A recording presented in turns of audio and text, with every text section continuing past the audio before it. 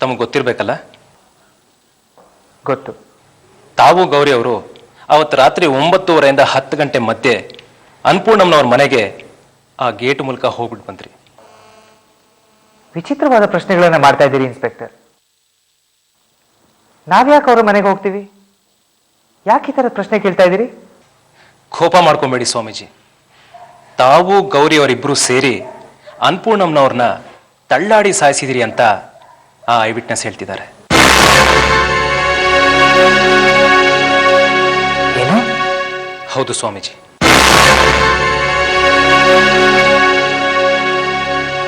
ಭಗವಂತ. ಹೇಳಿ ಸ್ವಾಮೀಜಿ, ನೀವು ಗೌರಿ ಅವರು ಅನ್ನಪೂರ್ಣಮ್ಮನವ್ರ ಕೊಲೆ ಮಾಡಿದ್ರ?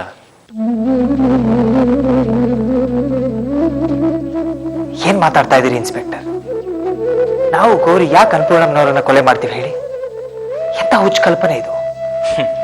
120 ಕೋಟಿ ರೂಪಾಯಿ ಆಸ್ತಿಗೋಸ್ಕರ ಎಂತ ಹುಚ್ಚ ಕಲ್ಪನೆ ಕೂಡ ವಾಸ್ತವ ಆಗ್ಬಿಡುತ್ತೆ. ಮೈ ಮೇಲೆ ಎಚ್ಚರ ಇಟ್ಕೊಂಡು ಮಾತಾಡಿ ಇನ್ಸ್ಪೆಕ್ಟರ್. ಇಂತಹ ಸಂಬದ್ಧ ಮಾತುಗಳನ್ನು ಕೇಳೋದಕ್ಕೆ ನಾವು ತಯಾರಿಲ್ಲ.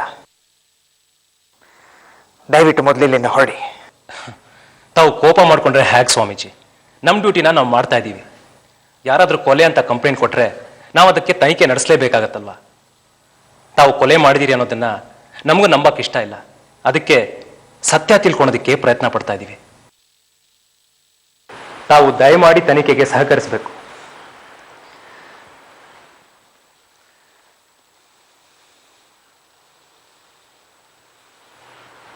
ಆಯ್ತು. ಯಾರು ನಿಮ್ಮ ಐ ವಿಟ್ನೆಸ್ ಆ ರೀತಿ ಹೇಳಿದವರು?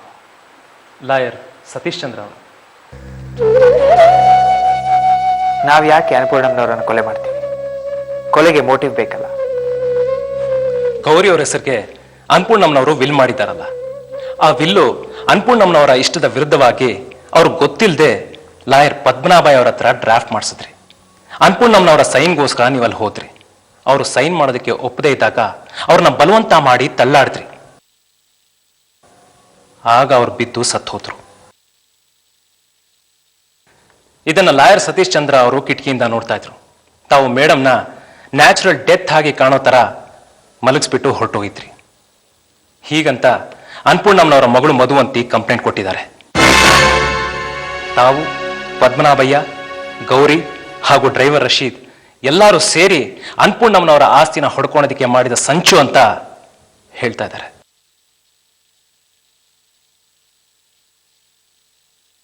ಇಂಥ ಅಸಂಬದ್ಧ ಕಲ್ಪನೆಗೆ ನಾವೇನು ಹೇಳೋಕ್ಕಾಗೋದಿಲ್ಲ. ಅದು ಅನ್ನಪೂರ್ಣಮ್ಮನವರು ತಮ್ಮ ಸ್ವಂತ ಇಚ್ಛೆಯಿಂದ ಮಾಡಿರೋ ವಿಲ್ಲು. ಆದರೆ ನಮಗೆ ಸಿಕ್ಕಿರೋ ಸಾಕ್ಷಿಗಳೆಲ್ಲ ನೀವು ಈ ಥರ ಸಂಚು ಮಾಡಿ ಕೊಂದಿದ್ದೀರಿ ಅನ್ನೋದಕ್ಕೆ ಪೂರಕವಾಗಿದೆ. ಅನ್ನಪೂರ್ಣಮ್ಮನವರು ಸ್ವಂತ ಮಗಳನ್ನ ಬಿಟ್ಟು ಗೌರಿ ಅವರ ಹೆಸರಿಗೆ ಆಸ್ತಿನೆಲ್ಲ ಯಾಕೆ ಬರೀತಾರೆ ಸ್ವಾಮೀಜಿ? ಅದು 1-2 ಲಕ್ಷ ಅಲ್ಲ, 35 ಕೋಟಿ ರೂಪಾಯಿ ಆಸ್ತಿ, 120 ಕೋಟಿ ರೂಪಾಯಿ ವ್ಯವಹಾರ. ಹೇಳಿ ಸ್ವಾಮೀಜಿ. ಅದು ನಮ್ಗೇನು ಗೊತ್ತು ಅವ್ರು ಯಾಕೆ ಹಾಗೆ ಬರೀತಾರೆ ಅಂತ? ಹೋಗ್ಲಿ, ಆ ವಿಲ್ಗೆ ತಮ್ಮನ್ನ ಎಕ್ಸಿಕ್ಯೂಟರ್ ಆಗಿ ಯಾಕೆ ಮಾಡಿದ್ದಾರೆ? ಯಾರಾದರೂ ಸನ್ಯಾಸಿನ ವಿಲ್ಲಿಗೆ ಎಕ್ಸಿಕ್ಯೂಟರ್ ಆಗಿ ಮಾಡ್ತಾರ? ಅವ್ರು ಮಾಡಿದ್ದಾರೆ, ಅದಕ್ಕೆ ನಾವೇನು ಮಾಡೋಣ? ಅಷ್ಟೇ ಆಗಿದ್ರೆ ಅನುಮಾನ ಬರ್ತಾ ಇರಲಿಲ್ಲ. ತಾವು ಗೌರಿ ಅವರನ್ನ ಮದುವೆ ಆಗಬೇಕು ಅಂತ ಇದ್ರಿ, ಹೌದಾ?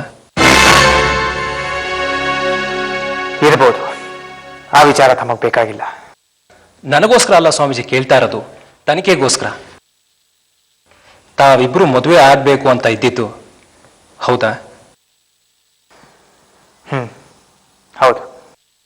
ಈಗಲೂ ಗೌರಿ ಅವರು ಮಠದಲ್ಲೇ ಇದ್ದಾರೆ. ಊರಲ್ಲಿ ಸ್ವಂತ ಮನೆ ಇದ್ರೂ ಕೂಡ. ಅದು ಅವ್ರ ರಕ್ಷಣೆಗೋಸ್ಕರ ಇಲ್ಲಿದ್ದಾರೆ. ಅವ್ರಿಗೆ ಜೀವ ಭಯ ಇತ್ತು. ಜೀವ ಭಯ ಇದ್ರೆ ನಾವು ಪೊಲೀಸ್ ಅವರು ರಕ್ಷಣೆ ಕೊಡ್ತಾ ಇದ್ವಿ. ತಾವು ಮಠದಲ್ಲಿ ರಕ್ಷಣೆ ಕೊಡ್ತಿದ್ದೀರಿ ಅಂದ್ರೆ ಅದರ ಅರ್ಥ? ಕೊಳಕು ಮಾತುಗಳನ್ನ ಆಡಬೇಡಿ ಇನ್ಸ್ಪೆಕ್ಟರ್. ಮಠದ ವಾತಾವರಣದಲ್ಲಿ ಕಾವಿ ಬಟ್ಟೆಗಳು ಉಟ್ಕೊಂಡಾಗ ಈ ಮಾತುಗಳು ಕೊಳಕು ಅನ್ಸತ್ತೆ. ಆದ್ರೆ ಕೋರ್ಟ್ ವಾತಾವರಣದಲ್ಲಿ ಸಹಜ ಅನ್ಸತ್ತೆ. ಅನ್ನಪೂರ್ಣಮ್ಮನವರು ಸಾಯ್ತಾರೆ ಅಂತ ನಮ್ಗೆ ಮುಂಚೆನೆ